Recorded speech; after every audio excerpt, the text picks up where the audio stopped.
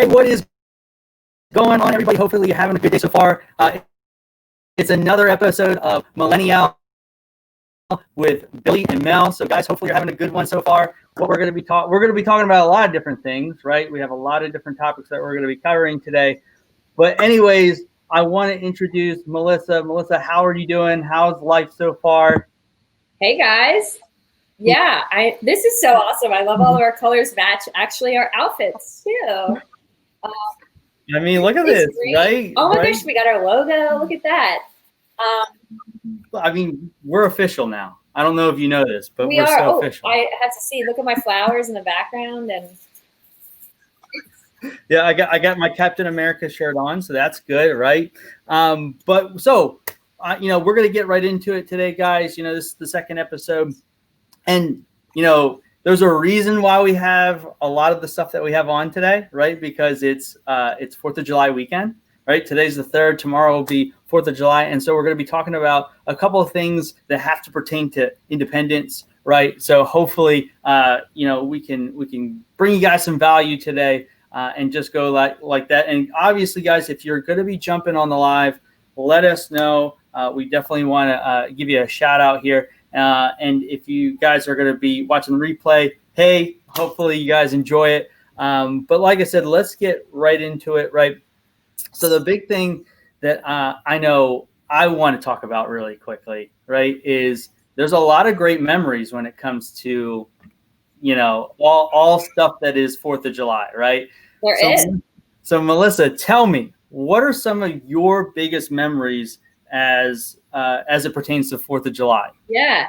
So many people that know me know that my grandmother's birthday, Nanny's birthday, is July 4th. So she passed away in December, right before Christmas, and that is not going to stop us from celebrating her would-be 93rd birthday. She was our firecracker, we called her. She loved to dance. I say that's where I got my dancing moves from her. But as you can see, I picked up a new visor here this year to add to my collection. The Insta story that I added this morning showed my hat, but I think I'm actually going to wear my bow here. But I love it. So hard. My family loves red, white, and blue America, and anything July 4th just because of Nanny. So honestly, as far as memories, we've had a lot of picnics and parties with her and fireworks, watching fireworks when I was little. I remember in Baltimore,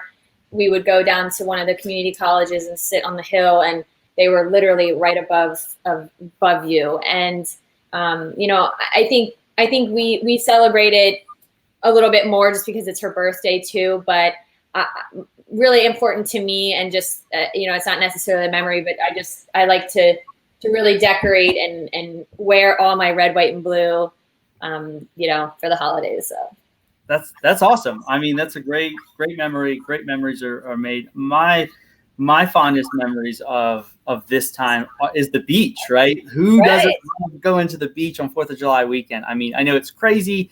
Usually there's the fireworks, there's, grilling, there's hot dogs, there's hamburgers, right? It's just a great time to be around family. It's a great time to make memories. It's a great time just for just everything, right? And, I know it's a little bit different now, just because of what we're dealing with in the world, but doesn't mean that we still can't make those memories and we still can't enjoy a lot of things that are millennial, right? And so, yeah, I mean, it's not going to be the typical July 4th, like down at the beach. I remember we did a 4-day weekend, and a bunch of my girlfriends packed 6 of us into one room. And I think by the time I think July 4th might have been on a Sunday. And if we had gone down on Thursday, I remember 2 of us, Megan and I, didn't make it out for the celebration Sunday night for July 4th because of our day drinking during Sunday. We ended up going back, taking a nap, and missing the whole party and all the videos and the Facebooks and everything going, this is the time of my life. I'm having the night of my life. And we were safe. So it's not going to be like that for many people, unfortunately. It happens to the best of us, right? We all have been at one point most of us have been down that path before. So you're not alone there. So, but yeah, those are some great memories, guys. If you have some great memories, let us know. We would love to see what those are as well, because everybody loves this time of year. So, but I think we should just start yelling here pretty soon about some of the topics that we want to talk about. And, for me, this is a near and dear to my heart because of what I do as a profession, right? Finances, right? Talking about people's finances. And it's one thing, we're celebrating independence. So I think it's important to be independent from your finances, right? Like the debt. I mean, how many millennials struggle with student loan debt, right? I would venture to say most of us, the majority of us, right? Because I just saw somebody posted that they had just finally paid off their student loan debt just now. And I mean, I'm still paying mine. And then there was a Parent Plus loan that I took over too. So yeah, it'll be a while. I mean, not only is it a drag on the economy, right? But it's also just a drag on people's lives. I mean, there's so many things that we could be doing other than, paying off student loan debt, right?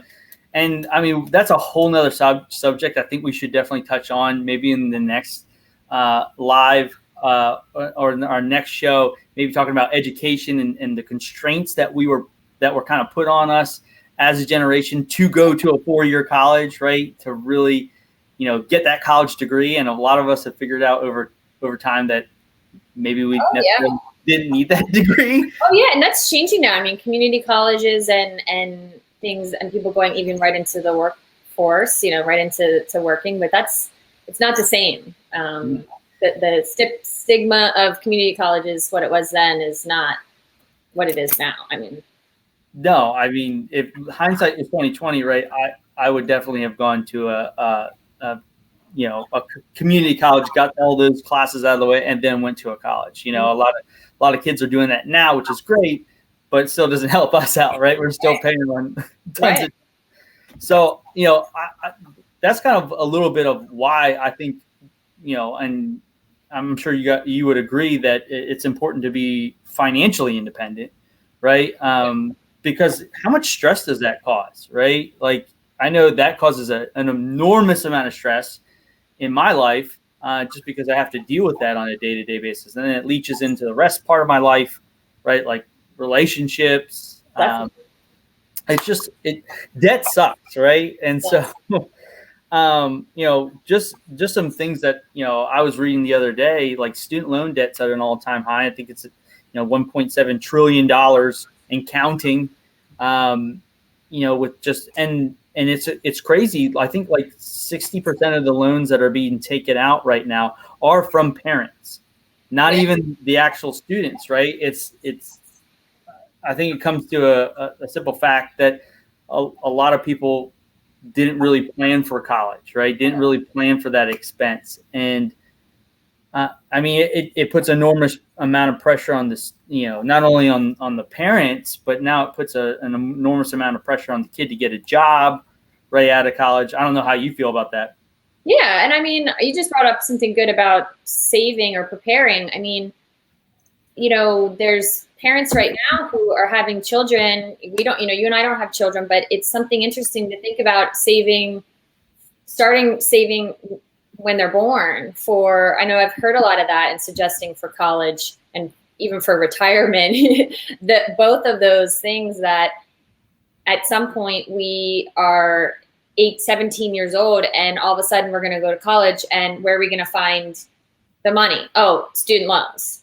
And I think that that's something different that we could do as a generation. I know you can touch on some of the people that, that do have children, and are they saving for their kids? Because I didn't have that luxury. I know some of my friends did, and their parents fortunately were able to pay for schooling, but that's not the norm. Yeah. And I mean, it's crazy what you see out in the world, especially in what I do. I mean, just like you said, a lot of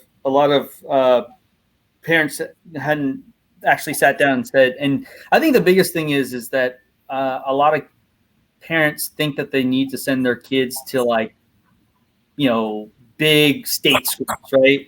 And spend a bunch of money for your kid to party for 2 years, right? And then take the last 2 years really seriously. Right. Because those are the 2 years where you're actually in a lot of your classes and stuff like that. And so I think setting expectations, for us when growing up, the expectation was you're going to college, right? You're getting a degree, and that degree is going to get you a really good job. And if you went to a really good school, that's going to be better for you. And I think a lot of us figured out when we got out of school, right, that wasn't the case. It didn't matter where you went. What is the really good school? It's degree is degree, experience is experience, talent is talent, drive is drive. It's, what is we realizing out of college what, some of those things really mean. Yeah. And I mean, listen, the experiences that I had in college, right? I would never want to take those away because, it made me who I am, right? And I paid for it, right? I'm paying for it still, but and I would never have met my wife and those types of things. So I can't fully, just say, I wish I never would have done that. But looking back on it, maybe I could have made some more better, smarter decisions. And I think that's what I was talking about, setting those expectations of saying, well, hey, there's scholarships out there. There's grants that you can get a hold of. There's all types of things out there that a kid can do. And I was actually reading this book, and I'm trying to remember the name of it. I'm reading it now, and it's the dumb things that really smart people do with money, and it was 13 different things that people do with money that's just really dumb. And one of the things is they talk about is it's college education, and the advisor who wrote the book told their children, listen, if you want to go to that school, if we're going to pay for X amount of tuition, right? And you want to go to state school and it's, 10 grand over what we're going to pay. Well, you need to figure out where the 10 grand is coming from, right? Right. You need to figure out what loans you need to get or what grants you can get or scholarships, but you need to figure that out. And it teaches kids problem solving skills, right? And budgeting, I'm sure too. That's a good point is we're not taught how to budget our money and how to save. Not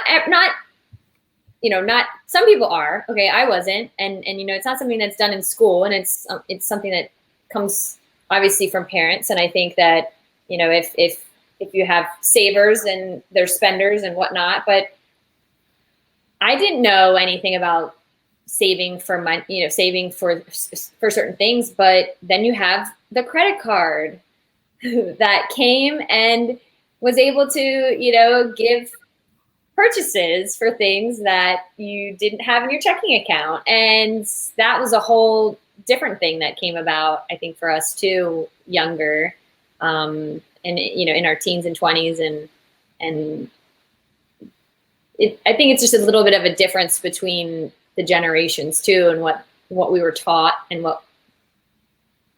Yeah, well, I agree. I think our generation was the first full-on generation dealing with. Our parents had credit cards, right? But I really don't think that they really understood essentially what credit cards did because they didn't have them when they were growing up, right? And so they understood it from a mindset of an adult, whereas, like you said, an 18-year-old kid, free money.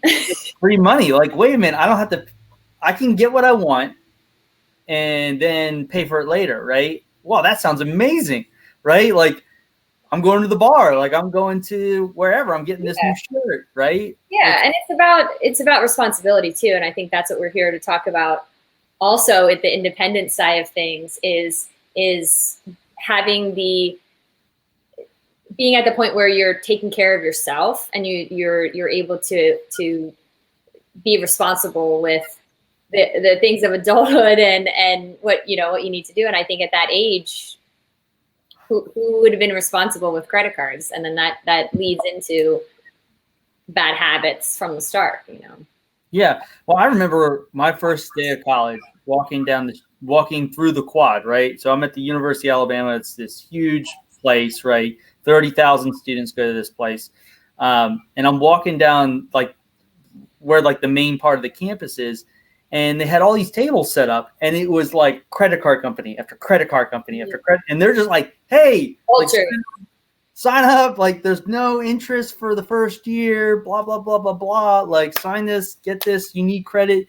And they were trying to spin it off like, well, you need to build your credit score up, right? And you need, because you have bad credit right now. So this is a great way. Like, they tried to like almost scam you into doing it. And luckily, like, I didn't get into that situation. Like, I have, to this day, I have one credit card, and it is through my bank.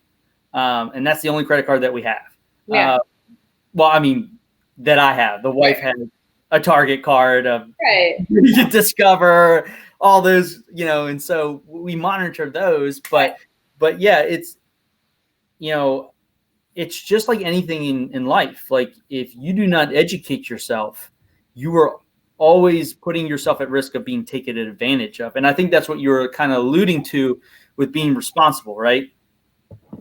Yeah. And I think that we can create these bad habits because we're not necessarily in control. I mean, I think with the credit cards here, I was one of the ones that said, oh, this is great. I mean, actually, I think I had one with a $500 limit in high school that my mom got me to build credit, right? But I didn't learn anything about it, and I didn't form good habits. And that's where I got into my 20s and 30s.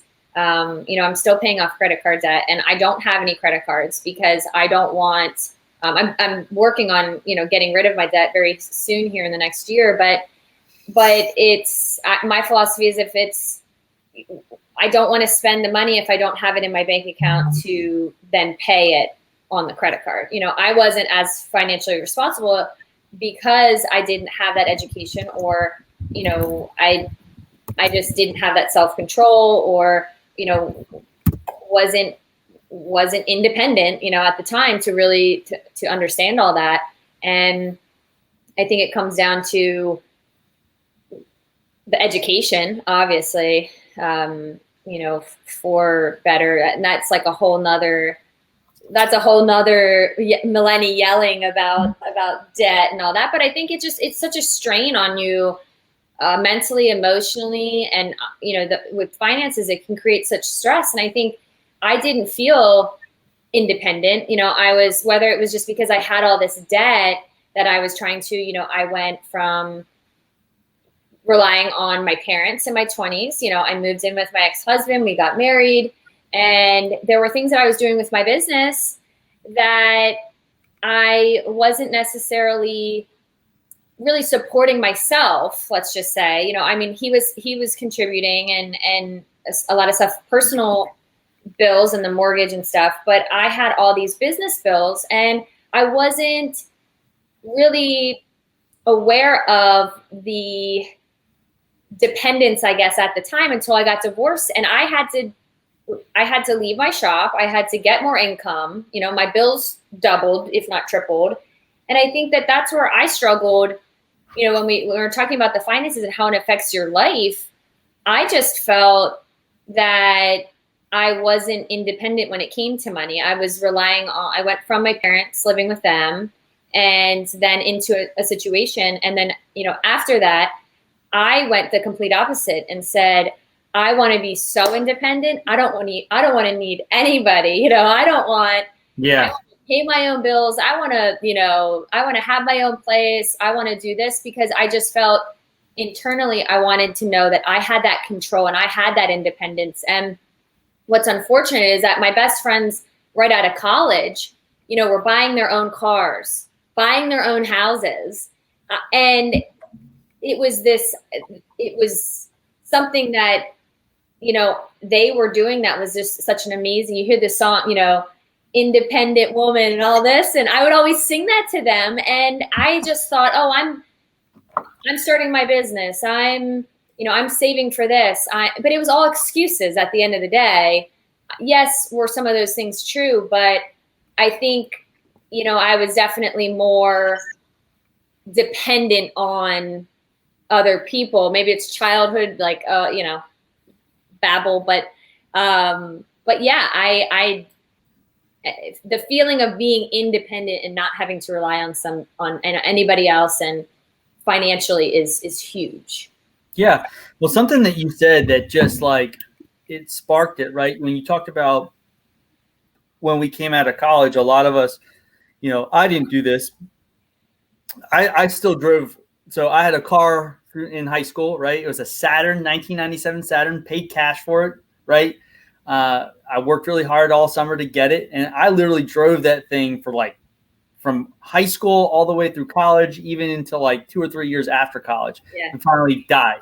We didn't buy a house, like we rented, right? And so we did those types of things.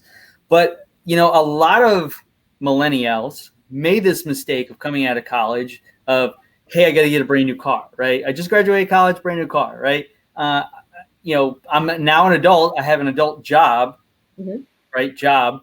That they're in entry level whatever position because that's what their degree got them, right? Didn't get them high level management position, and they bought a house, right? And then they got married, had they did things really quickly when they didn't have to.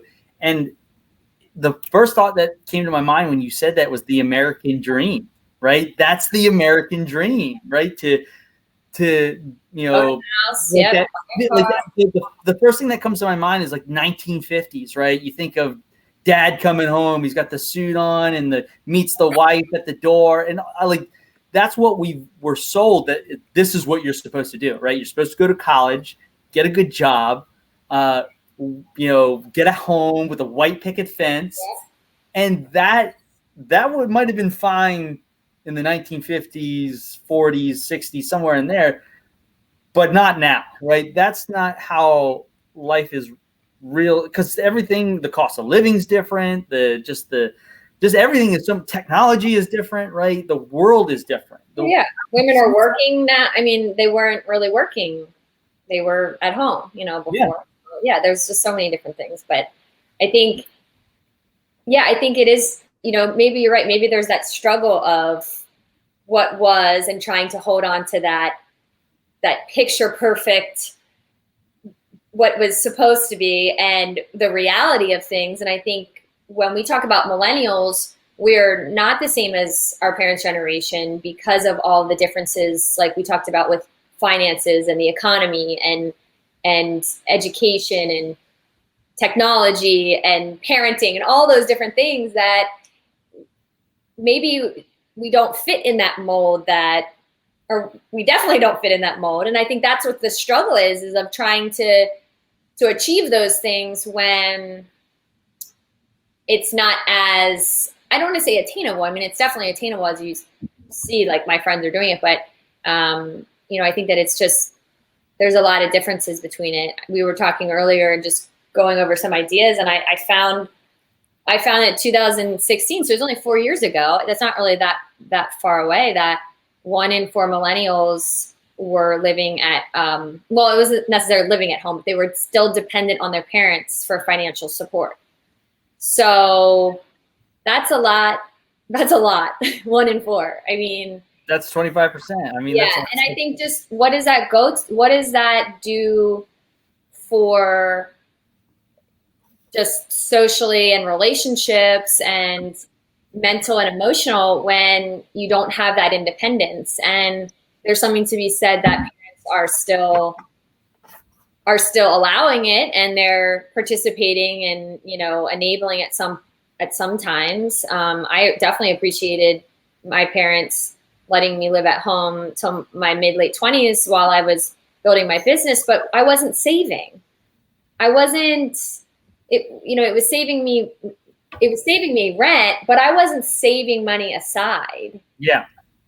And there's definitely a lot of obviously 20-year-olds and 30-year-olds, and there's different dynamics and situations, I'm sure, but I think it causes parents stress too when they feel that they're still providing. And then you get in a situation where your parents, are you really independent from your parents if they're still providing for you financially? Mm-hmm. Not really. You can think you are, and they can think you are, but I think that if they're still providing, they might feel that you're still a dependent.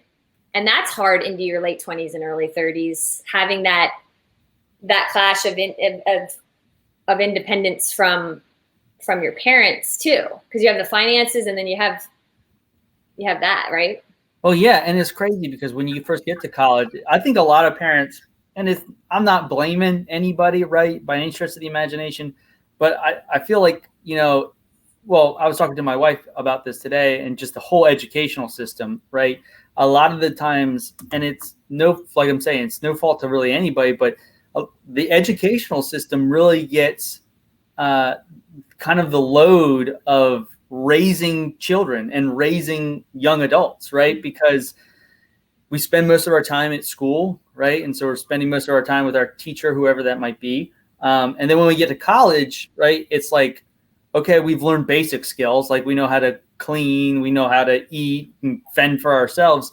But like the other aspects of life, we're learning on the fly. And so when you said like that we're not independent from our parents, and I feel like that's a huge kind of thing, because you need to learn in independence, right? You need to learn those things, how to do it on a grander scale, because when you finally come out of college, you think, well, my parents are going to take care of everything, right? They always take care of everything. I'm good. Like, I don't need to worry about X, Y, Z. When, really that first year, I feel like if my parents would have sat me down and said, like, listen, this is, we got you these loans, right? Your school's paid for, but what's that going to look like down the road from you? Okay. So like, what does that look like when you get out and the loans are no longer deferred, right? They're live. The bullets are flying, right? You're expected to be paying this stuff off. You get to figure it out. And really, I think some parents are like, I don't want to say like embarrassed, but they're like, I want to shelter my kid, right? And I think for us as millennials, we come through that generation too of the first, like, everybody gets a trophy kind of thing, right? Let's protect, let's put a bubble around them so that they don't feel like they're, losing out, or you know what I mean? Like their feelings are hurt. Yeah, their feelings are hurt, right? And it's like, I remember talking to my grandfather, and that was the generation from, the greatest generation, right? They were hard people. They went through 2 wars. They went through a Great Depression. Like, these were hard people, and they put that on their parent, or on our parents, right? They really instilled that into them. And then I think our parents got resentful in some way and said, well, I'm not going to treat my child that way. I'm going to be loving. I'm going to be extra nurturing, extra caring. And they went the complete opposite. And so then when we come into the world, we're kind of like, really don't even know how to operate. Does that make sense? Yeah. Yeah. And I think that there's differences in, I definitely see that. I'm looking at technically with my, my childhood and single mom, and I was kind of fed, don't rely on anybody, be able to take care of yourself.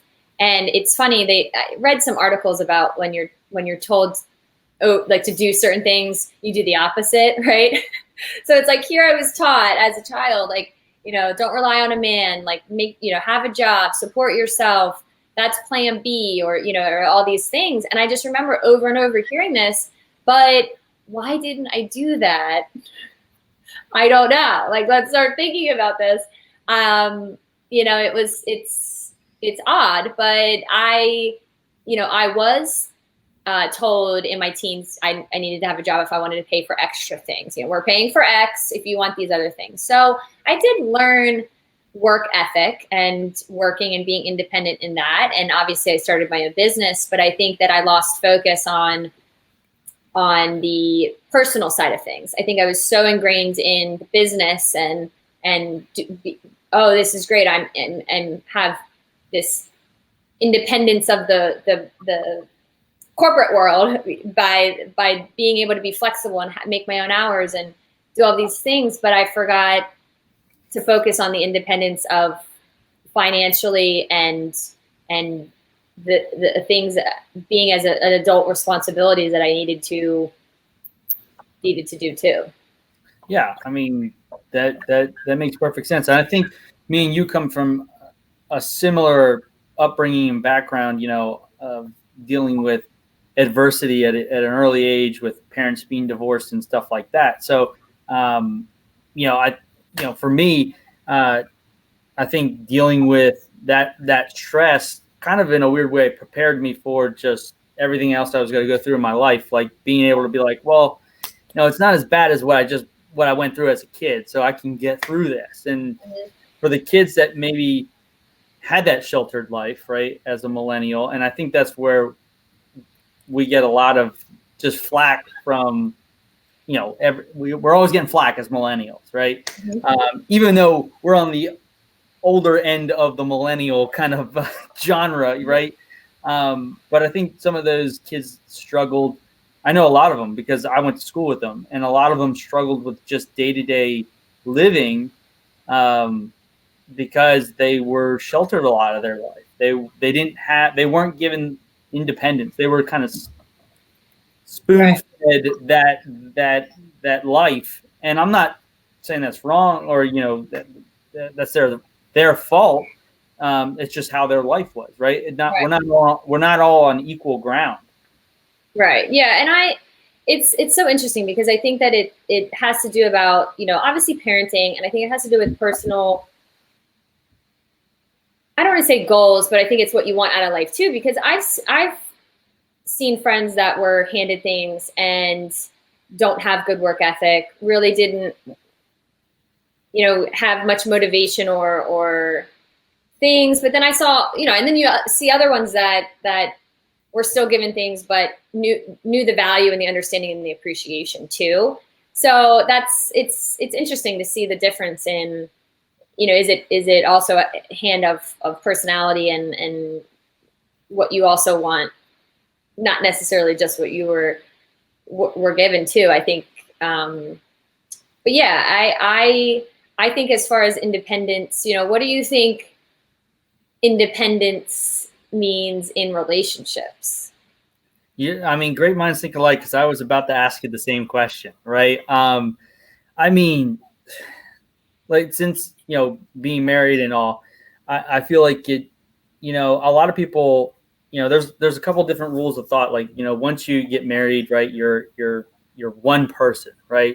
And in a sense, yes, you are. You have the same. You're supposed to have the same goals. You're supposed to have the same mindset, right? You're supposed to act as one.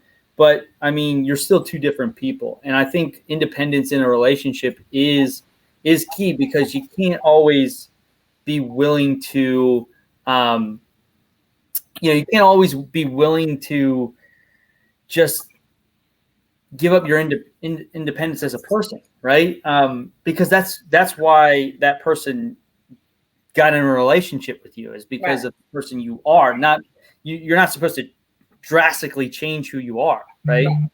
Yeah, definitely. I think you don't want to lose yourself in a sense in a relationship, and I think that there's also there's codependency. I think when you get where you start to really depend on other people, and it starts to definitely affect you emotionally, mentally. And I think that I got to a point too where I wanted to feel that I was okay being on my own, being alone, not needing to be with somebody, being okay being independent, and whether that's single or in a relationship, but not necessarily needing to be with somebody to make myself feel better or to feel like I was who I am. I wanted to feel secure and confident. And after, my divorce and a relationship, I just really felt like I wanted to know that I was okay being alone and independent. And it changed a lot for me, I think, because before that, I felt I was single for a little bit, but I think in between relationships, but it wasn't that long. So you feel like you're kind of relationship to relationship. And I really wanted to feel that I was okay not needing somebody. Yeah, and we got a comment here from Brandon. Okay. So he says, "Be yourself, but also compromise where it makes sense. If you can still be yourself, and if your significant other will not allow you to be yourself or express yourself, there's an issue. Individuals should be encourage and build each other up. The sum should be greater than the parts." That's a great comment. I mean, that's kind of what I was trying to say, Brandon. First of all, Brandon, we definitely need to have you on here eventually soon when we start bringing on guests. Brandon has got a wealth of knowledge when it comes to cybersecurity. That's something that I'm really passionate about because you need to be protecting yourself. But as far as just that comment, that was spot on. You need to be able to be your own self, right? That's why that person got into a relationship with you.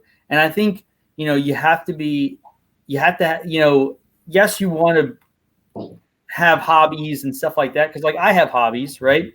I definitely have hobbies, and it's not the same hobbies that my wife likes, and she partakes in them because it's what I like to do. But at the end of the day, I have to, be my own person. I have to break away from that relationship, in not in an emotional sense or even a physical sense. It's just I have to take a break mentally, right? And I think that's a big thing. I know we touched base on that the last time, is being able to,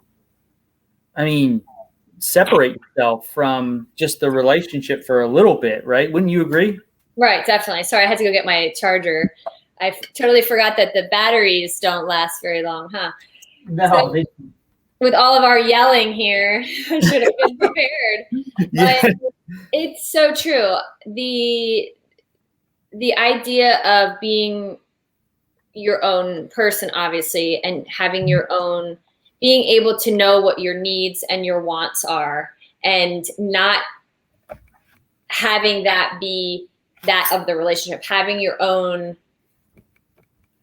feelings, being able to express them, obviously being able to communicate, and understanding that the other person needs to have those too. And you have your own, you are who you are, and you have your independent, but you're together, you make each other better. Together you lift each other up. But I think that there are people who lose themselves, who lose their friends, who, and I've done it. And unfortunately it wasn't a good relationship. It was, it was unhealthy. And I stepped away from friends and family at some time because there's negative, a lot of negative reasons for that. But I think when I got past that stage and wanting to feel that independence and be okay on my own and who I am and not needing anybody, I was the same person that I was around my parents, around my friends, around my boyfriend, around strangers. And while I'm by myself, and I was never able to be that way before.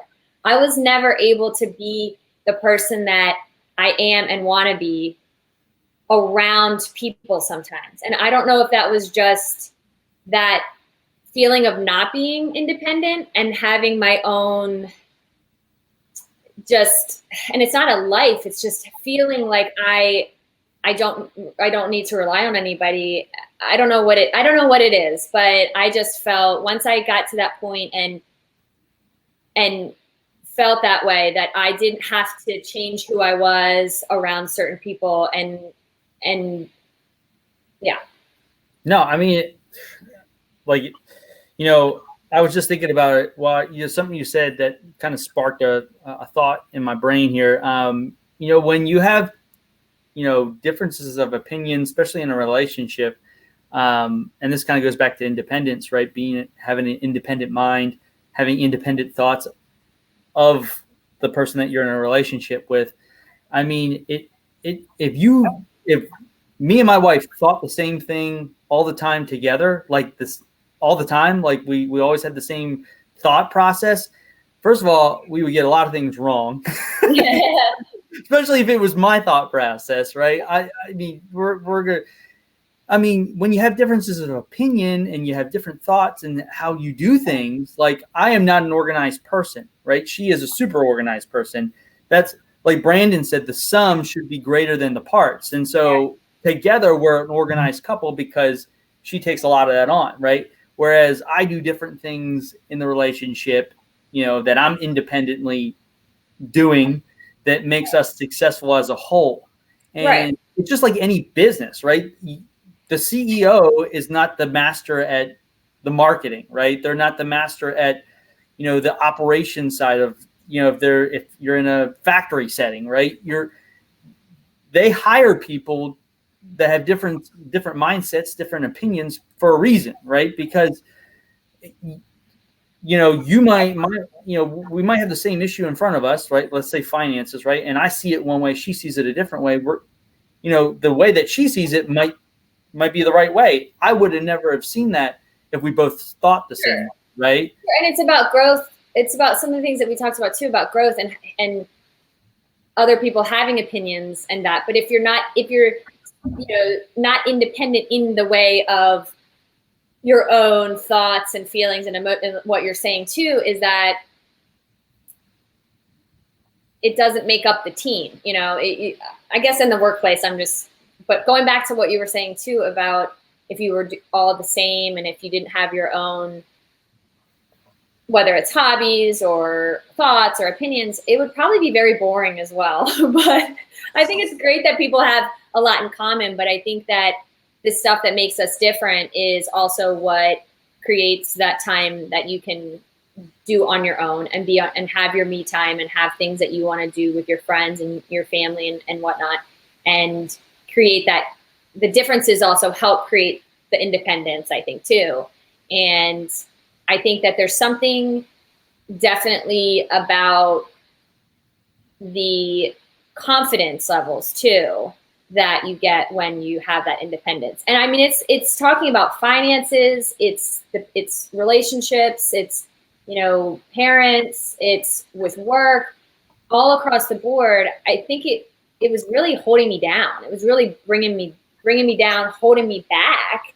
And there was so much that I feel it was a confidence issue with things that once I stepped past that, I was able to have just different outlooks on life and things that it just changed my perspective on a lot of things. Yeah. Yeah. I mean, that's perfect. I mean, I think the big thing too is that you have to have a partner that allows you to express yourself, right? Mm-hmm. I think because when you're your natural self, right? It just comes out. It's very, it almost seems effortless, and it should, because it's your natural state, your natural thinking, right? And when you get suppressed, mm-hmm. right? When your thoughts get suppressed, when that mindset gets suppressed, I think in relationships, that's when problems start to arise, right? Because now it's like little things that didn't used to get in the way now get in the way, right? I think you see relationships like this, like a perfect example I see is like somebody that comes from a really poor background and somebody that comes from a really wealthy background, right? You see those two different types of, they're fine as a couple because they understand where each one is coming from, but it's the outside noise that kind of causes all the riff, right? And they allow that to seep into their relationship. And so when you don't, and then the other one partner is like, well, you need to be more refined, right? You need to be more mannerful, right? You need to, carry yourself. You need to have this job. You need to have to gone to this school. And I think it starts to, that person's like, well, I have to change. Like I have to completely change the way I am in order to be with you. Mm-hmm. And that's why I think it's so important. Like you've been saying, independence within a relationship is so important because like it's effortless to be who you are. Right. It is work to be somebody else. It is. It is. And that's where I'm now thinking about, the relationships that I'm in now versus past relationships. And I think that when it comes down to not unhealthy relationships and people that maybe you just don't work with, right? There's things that work well and there's things that don't work. And there's issues of just more controlling and basically wanting something to be dependent on you yes, dependent on you. Yeah. I'm thinking like, which way is it? But yeah, I think that it starts to mess with you mentally, emotionally. I think when it's situations of that dependence and you're not independent, you're not an individual person, you become, there's this relationship where you are relying on this person. Maybe it's not just financially. For me, I think that that's been a part of my past where it was about finances, and then there's also maybe some control or something, but maybe it's also emotion. Maybe it's people who depend on being with somebody to make themselves feel better, and that's not good either. I don't know what the reasoning is, but I think that at any point that you're in a relationship where you feel you're not an independent part of it, and you're just meshed in, and somehow it's not gonna be good news. No, I mean, you see the relationships that end up not working out, and it's because, like you said, it's both parties do not understand how the other person operates, and right, and don't embrace it. Right, it's one thing to understand how somebody is, right? Right. If they're an a-hole, they're an a-hole, right? But right. But like if you know how they operate in a certain way, they have certain things that bug them. They have certain things, and if you're not willing to embrace those things, like, I mean, I don't know about you, but I've been with my wife Megan for almost 10 years, but we've been married for 5, right? And there are little things that she does that annoys the crap out of me, right? And there's little things that I do that annoy the crap. We all have that, yeah. But I know that's her personality. That's her, I took, when we got married, it was, I accept her as who she is. Right. And I embrace that, who she is. Right. And I think that's a big thing, is that people aren't embracing their partner for who they are in the relationship. Not, what I mean? Does that make sense? Yeah, sure. But does it sometimes come down to themselves? Like they're not also okay with who they are or where they're at in life, and maybe they project that. Like there's a lot of projection, I think, when it comes to certain things like that too, that that falls in line. But yeah, you're right. I mean, I think if you don't see, if you're not at a place that you want to be, sometimes you look at that in other people and like sometimes faults, and I think that that's what creates some of that. Yeah. Too. Like you have to be in that place too. I want to get your thoughts on this. It just kind of came through my mind, right? So we're talking about independence within a relationship, right? But as a couple, you need to also be independent from parents and family, right? Because at the end of the day, right, you're a committed couple and you're supposed to act as one, right? But then your family's pulling you to do different things, right? And that could put strain on a relationship, because I've dealt with that on a personal level. So what do you think about that as being independent from your family? Same thing, family, but also friends. I think that I've had some friends that have been too dependent, I would say, and I don't want to use the word dependent. Maybe it's just also close, but with their friends, and that's caused issues with the relationship too. And I think that you have to realize that you can still do things with your friends and have that, whether it's couples or not, and with your family, you can still do things with your family, but you also have to realize too, you only have one life, and your relationship and your future and your family is this path that you're taking too, and I think that I want to make sure that I focus on myself and my relationship, and, don't have kids, but eventually, but yeah, I think that you have to separate from parents and from family to be independent and the things that you want to do, because sometimes there's differences in parenting, there's differences in opinions or politics or anything that you might not agree on with your family and parents, and then you have to decide that you want to be independent from those, the way that hey, just because you feel this way or you maybe parented me this way, that doesn't mean that I'm going to parent my children that way.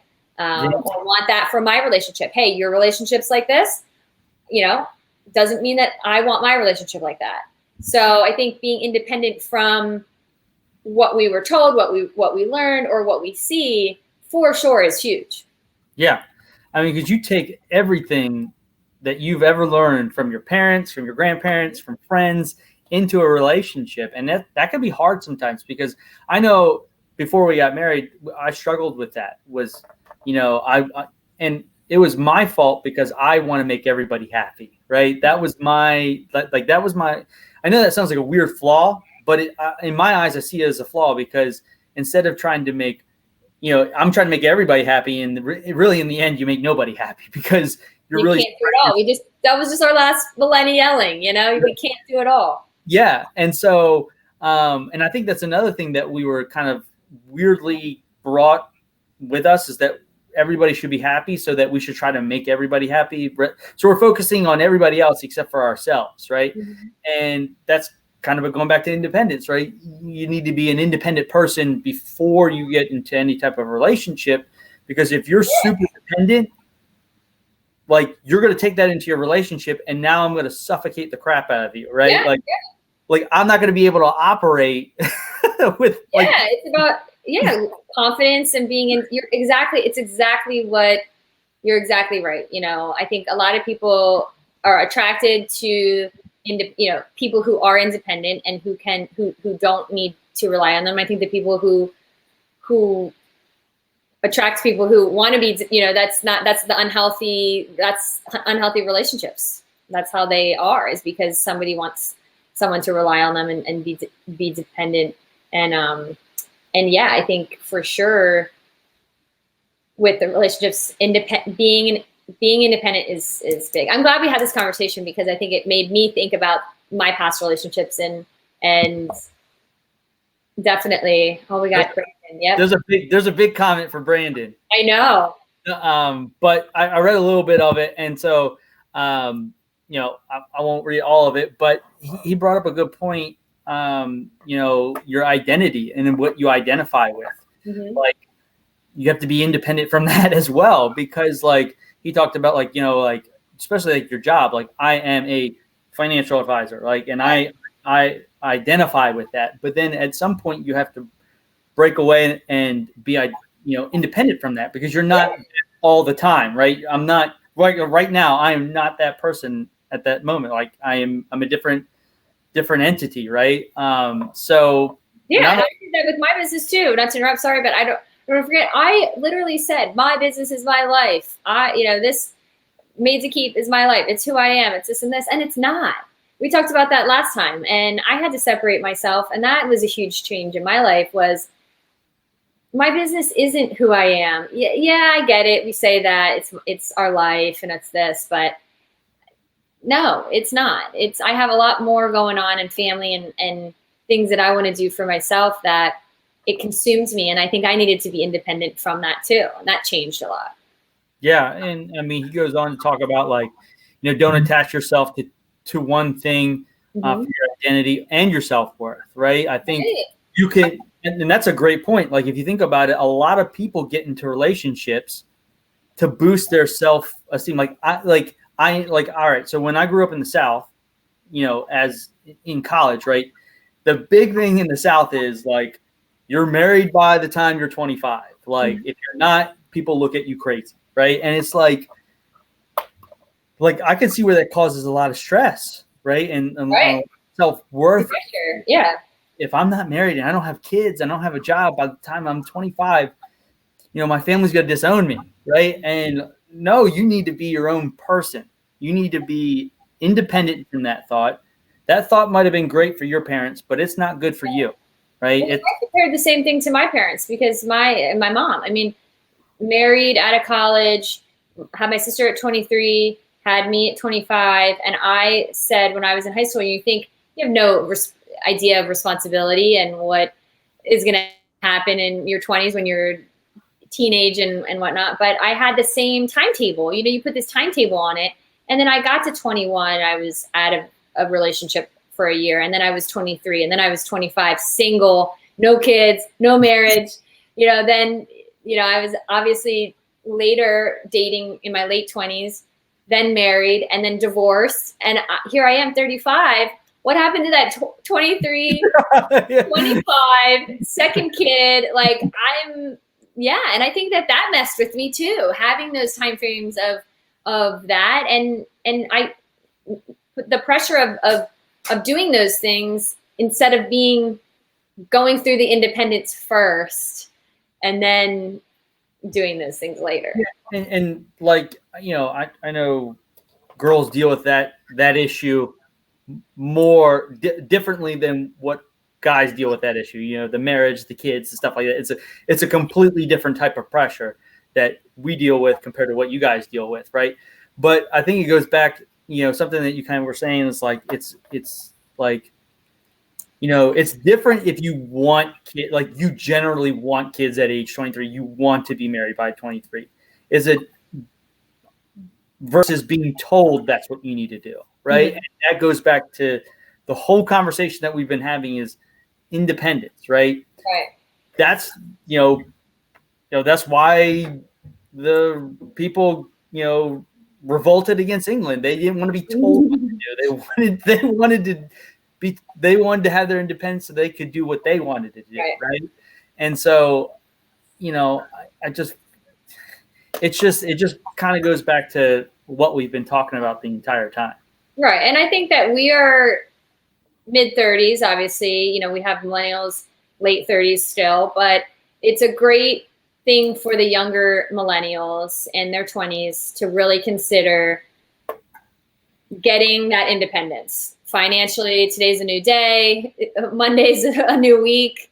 Whether it's financially or in a relationship or from your parents, really start to think about some of the stuff that we talked about today and we're millennialing about that affected us in our 20s and 30s, and so many other people that are still going through these things. Whether it's because of the finances, have debt, because the relationships are divorced, parents, all those things. And you don't want to carry that throughout your relationship and your children too. You don't want to pass those things on. So I think we did, we got that independence millennial great thing here.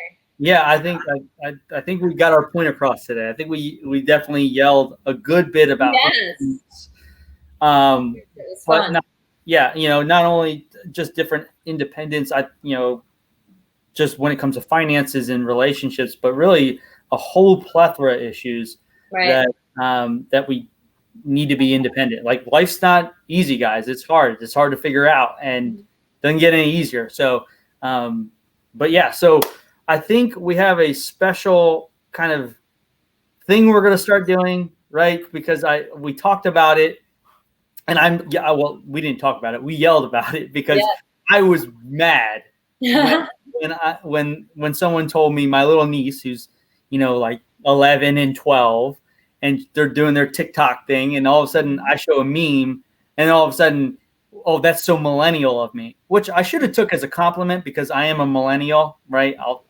now that I've calmed down and kind of, calmed down a little bit, I can embrace it, right? But at the time, it didn't work out the way I wanted it to. So each week, guys, so that you guys know, so that you guys can expect it, right? Each week we're going to show a meme that either is funny, maybe something serious, who knows? But the other person, just as much as you're going to see this for the first time, so is Melissa, right? Scared. And so next week, obviously, 12 o'clock when we go live again, it'll be her turn to pop up the meme. I'm going to do this. So I've never done this before. So guys, obviously, like we said, this is all work in progress. We're learning all these new tricks, right? This is version 1. Yes, this is still version 1, although it looks a lot fancier. We have all this stuff going on now. Like we're moving in the right direction, right? Progress. So we'll try this here in a second. I'm going to share my screen. So give me 1 second. All right. Let's see. All right. You ready? Oh God. Oh my God. when they open the PowerPoint and I see slide 1 out of 243. I have not seen this. That is so funny. Because you feel like that when you're like, oh God, it's Friday, I want to get out of work, or you want to get out of class, and then all of a sudden you see, the teacher pops it up and you see 60 slides, it's not a Oh my God. Just die inside a little bit. This right? is I think this is so millennial because our parents didn't deal with PowerPoint slides, right? So we deal with PowerPoint slides on a daily basis. So I mean, I would love to get people's reactions to this meme, right? In this meme, how do you feel? Do you agree? Or do you disagree, right? So what are your thoughts, Mel? I don't know who would agree, but the person who made the PowerPoint, I'm sure. Yes, because they think it's a great PowerPoint, right? They're like, I got all my information out. This is going to be they're going to get so much out of this. This is giving me some good ideas for my surprise meme, my millennial meme next week. Yes. I mean, get ready. And listen, there's about 4 other ones I had picked out. And it was all really close, right? This is the problem you're going to have. I promise you. You're going to be looking at memes. You're like, that's a good one. That's a good one. That's a good one. And then you're going to be looking at like 10 different memes and you're like, all right, which one do I choose now? Yeah. Maybe what we should do is it has to relate to the previous podcast of millennialing topic. And then we can get something specific. I don't know. We'll think about this. So, but anyways, guys, hopefully you enjoyed the show today. I know we had a good time. Guys, we really hope that you have a great 4th of July weekend. Guys, if you want to see this more often, we're going to be posting a bunch of different places. We're going to get more information out to you that way. But also, set your notifications for when we go live. We'll also be announcing every Thursday when we're going live. It's going to be the same time, 12 o'clock, noon. It's Friday. You got nothing else to do. Go ahead and just jump on here with us. Have a good time. Make some comments, right? Right. We're here to yell with you. Even if you're not a millennial, right? If you're watching this right now, you're not a millennial. That's cool. Yeah, give us your advice. Yeah, we would love your outlook on what we're doing too. So, but Mel, anything you want to add before we jump off here and ride off into the sunset, the millennial sunset? Our firecrackers this weekend? Fireworks, whatever.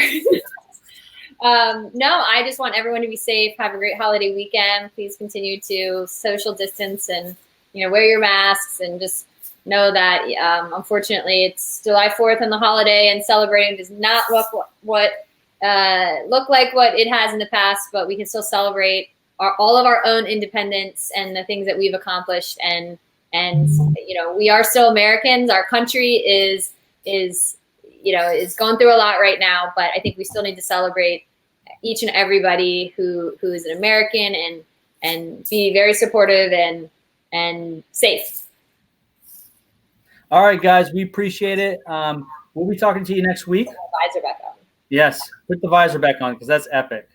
This was supposed to be for the party, the parties this weekend, and they're not. I think as a side note, there's a picture that you sent that you need to post on our millennial website, the one of the whole regalia that you're wearing. I think that's story. Everyone check out our Insta story. Definitely follow us on Instagram, Twitter, and we have we're on LinkedIn now, streaming. We're everywhere. We're everywhere. We are taking over. I love it. And so, but anyways, guys, have a safe weekend. Like we said, hopefully you make some great memories, and we will see you next Friday. 12 o'clock.